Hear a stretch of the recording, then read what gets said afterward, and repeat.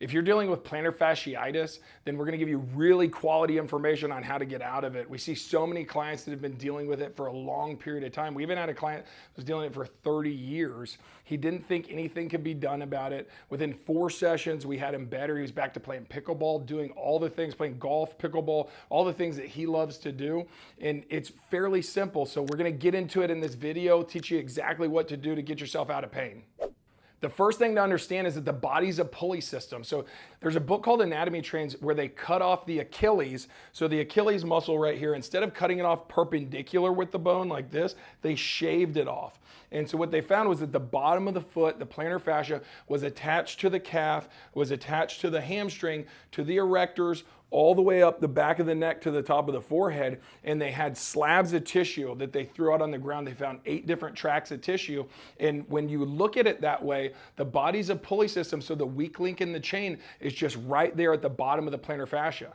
We're gonna look at this really heavy leg so everybody understands the anatomy. So everybody's body looks like this in some form or fashion. This is how our muscles are put together. So if we look at the bottom right here, this one's kind of heavy. So if we look at the bottom right here, most people with plantar fasciitis, traditionally, they're gonna have pain right here. They're gonna feel it first thing in the morning. When they step out of bed, it's like Velcro ripping. And so the reason why is that their foot has been healing all night into a shortened position, and they stand up and they rip it apart. And so the bottom of that plantar fascia is where we're having our pain. That's just the weak link in the chain. But we're talking about that the chain is all the way coming up. We're connected with fascia coming up to the calf, to the hamstring, all the way up to the erectors right here. And so the thoracic spine is important as well. Are we having mobility right there? So we need mobility through this entire chain of tissue to take stress off the bottom of the foot. One of the main reasons that people continue to have problems with plantar fasciitis is that they're using it too much. So we have something in the body called triple extension. So plantar flexion, pushing off of the foot down this way, that's plantar flexion.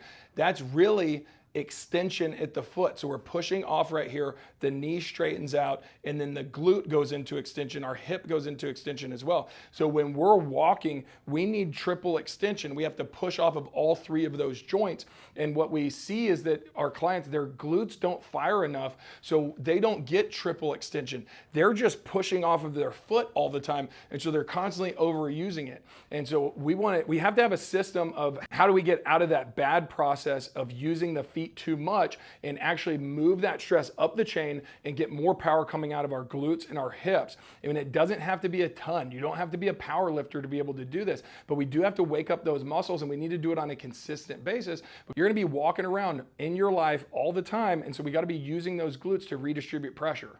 A huge mistake that we see with our clients all the time when they come in is they work with somebody who just hovers around the plantar fascia. They just want to beat up on their foot and break up that tissue. If we do that, we're just going to beat our head against the wall. For the first 2 weeks of getting out of plantar fasciitis, we want to leave the bottom of the foot alone. That scarring down is okay. As long as we're loosening up the chain of tissue above, that stops being the weak link, the irritated point. And it takes a little bit of time to get rid of that inflammation, but our scar tissue, it needs to scar down. Those muscles need to scar down, and we have to heal in that area. And then later on in the process, we can loosen up that tissue. So for the first 2 weeks, let's just leave the plantar fascia alone. And it shouldn't be too hard because that stuff hurts anyway. Make sure you hit the subscribe button and the bell icon so you get notifications on exactly when our videos are coming out. We're taking your feedback, the comments, and the questions, and we're putting together videos that are impactful for you. So make sure you hit that subscribe button. Fixing plantar fasciitis, the number one thing, if we're gonna get a long-term fix, we've gotta start building up our glutes. With triple extension, we gotta be pushing off with our glutes. So glute exercises are extremely important. We've gotta start building strength. We gotta activate the glutes, wake up those muscles. There's a process to doing that, waking up the muscles with sustained hold, isometric exercises, and then we go into a strengthening phase where we're actually using the muscles with load on them, and we're challenging you more and more. We're gonna get to building up those glutes with high-level exercises that are gonna build strength, and we're gonna be able to use our hips, use our glute muscles, and get full hip extension while we're walking. And so it's important to be thinking about what muscles we're activating when we're doing certain exercises, and we'll give you more options on this channel of exercises you should be doing. But if you're going to the gym right now, firing up those glutes, clamshells, side lying leg raise, hip hinges, lunges, squats, all those things, even at a shortened range of motion of a squat, if I'm kicking my butt back, I'm using those glutes really effectively. We've got to fire those glutes up on a daily basis, and we've got to build the proximal strength, the strength in the bigger muscle groups so we can take it out of the foot, take that stress out of the foot. We're strengthening up the glutes. Now we have to think about how are we going to loosen up that chain of tissue. So what I'm going to do, the easiest way to do it, you can be sitting in a chair or you can be standing up, and I'm going to start loosening up the calves. You can use one of these MOBO devices, or you can use just a rolling pin to grind out those calves. I always break it up into 3 different lines of tissue. So we have the inner line, we have the middle line, and then we have the outside, but I've got to be able to put pressure on it. So I do 10 swipes on the inside, 10 swipes on the middle, and then 10 swipes on the outside where I'm loosening up that calf. Second, I'm going to loosen up my hamstring. So I'm going to glide into the inside of the hamstring, 10 swipes on the middle, and then 10 swipes on the outside. Now you can see that I'm going up. I've avoided the plantar fascia, but I'm loosening up the calf, I'm loosening up the hamstring, and I'm going to keep moving up to make sure that I get glide through that tissue and I take that stress off the bottom of my foot. Now, number 3 is loosening up the glute. We're loosening up the glute not because it's in that chain, but because we want to use the tissue more effectively. We want to use those muscles. When we're loosening up the glute, we're going to dig into this space right here. So I'm doing it on myself. I'm going to get up against the wall and I'm going to dig into this right here. I can use a lacrosse ball, I can use a MOBO, I can use a rolling pin, but I'm loosening up that tissue. So the same thing right here, I'm digging off to the side. So this is the side of the leg.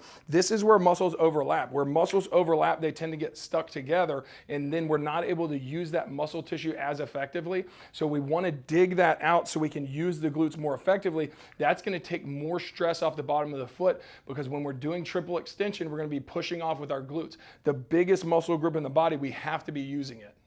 Number 4, in sequence with that. So we've loosened up the calf, we've loosened up the hamstring, we've loosened up the glute. Now we want to load the glute. And so that's where we'll just go into hip hinges. This is the most simple thing that you can be doing, is loading up your glutes and make sure you're firing. So the best thing that we do to teach our clients about a hip hinge right in the beginning is to put their weight down through their heels. So putting your weight down through your heels, it never shifts to my toes. I can pick up my toes the entire time, and I'm pushing forward, keeping my face in line with my chest. So I'm looking at my hand, I'm reaching back and pushing forward. When I do this, I'm loading my glutes up and I'm getting blood flow to them, and I'm gonna get them to spark up more. Number 5, we're gonna stretch our calf muscles. Now we have 2 muscles in the calf that are really important. We have the gastroc and the soleus. So the gastroc is this heart-shaped muscle right here. When I push up, it's heart-shaped. The soleus is the muscle beneath the gastroc. It's actually a much larger muscle. And so depending on whether we have our knee straight or our knee bent, it'll dictate which muscle we're stretching. We want to hit both of them. So when we do a calf stretch, I'm going to reach back with my leg like this, and I'm pushing down. So my knee stays straight, the bottom of my foot, my heel is pressed down into the ground, and I'm holding that position right here. I'm going to hold it for 30 seconds. You can hold on to a wall, you can hold on to a table, your countertop. I'm holding that for 30 seconds. I should feel a stretch up here in the calf, a lot higher. And then what we're gonna do for 30 seconds is I'm gonna bend my knee, but I wanna keep my heel pressed down into the ground. Now the stretch is actually gonna switch. So you know you're doing it right if you feel the stretch in a different place. So now I'm feeling that stretch lower down in my calf right here. And so I can get more length out of that calf by doing those 2 different phases of the stretch. So I'm gonna do 30 seconds with the knee straight, and I'm gonna do 30 seconds with the knee bent, and we're gonna do that in sequence. So that's number 5. And so we're building a foundation of being able to loosen up the back of that leg and then use different areas on the leg to redistribute that stress and redistribute that pressure to larger muscle groups so we can get out of this painful cycle of plantar fasciitis. A bonus exercise, working on thoracic mobility is so important because the erectors is in that chain of tissue that we're having dysfunction with, right? So the bottom of the foot is the weak link in that chain. So we have to loosen up the calf, loosen up the hamstring. The erectors right here in that thoracic spine, we have to move through this area. So you can do this on a bed, you can do it on a table, you can do it on a countertop, but I'm gonna show you getting down on the floor. I've got these double lacrosse balls. This is called a MOBO. It's a really helpful tool that we use. and we use it consistently. Our clients love it because we have the rolling pin aspect, but then we also have the double lacrosse balls. I'm actually flying out of town tonight, and I have this in my bag, so it travels with me everywhere. It's a really important tool because I work on mobility on a lot of different areas because I'm trying to manage a bunch of old injuries that I have from football, and I want to maintain mobility in the right areas and then work on stability as well. If I'm doing that consistently, then I don't have pain and I don't have problems. Getting down on the ground. So if this is difficult for you getting up and down from the ground, then just go ahead and do it on your bed. Make sure you put down a mat or something on the bed so it creates some type of stiffness. But we want to double lacrosse balls of some sort. I'm going to lay down right here, and then I'm going to go down to the side, and then I'm going to roll back. So beneath my shoulder blades right here, I'm going to put my hands underneath my head.